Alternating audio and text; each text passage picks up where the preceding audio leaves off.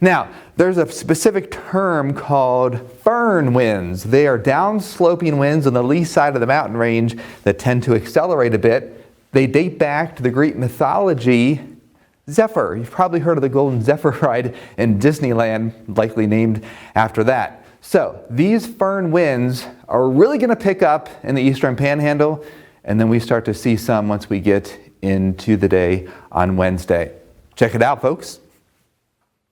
Just as our area is starting to break out of a deep Arctic air mass, there's a special type of wind event that's going to impact the eastern panhandle going into the middle part of the week, and we had a similar type event just 1 year ago.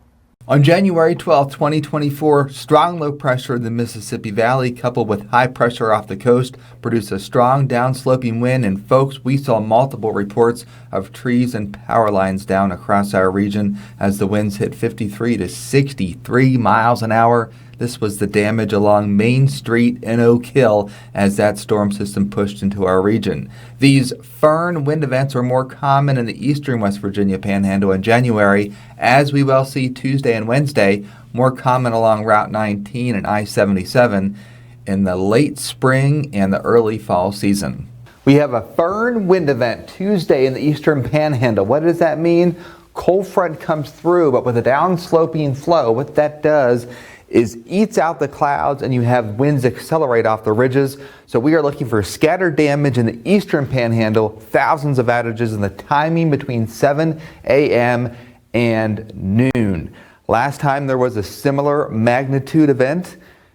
Tree went into a house in Pendleton County, carport blown off a trailer home in Grant County, trees and power lines down in Hardy County, and a 67-mile-an-hour gust in Mineral County, and that is in Kaiser, West Virginia. Another event comes through on Wednesday, and folks, the pressure gradient's going to be a little bit more significant even here across the Greenbrier Valley, where I do expect wind advisories to be issued. Of course, as we get closer to our very windy time of the year, we will continue to keep you abreast of any wind advisories and high wind watches and warnings that are issued for our region and the impact these wind events will have on the power infrastructure. Chief Meteorologist Chad Merrill for Newswatch.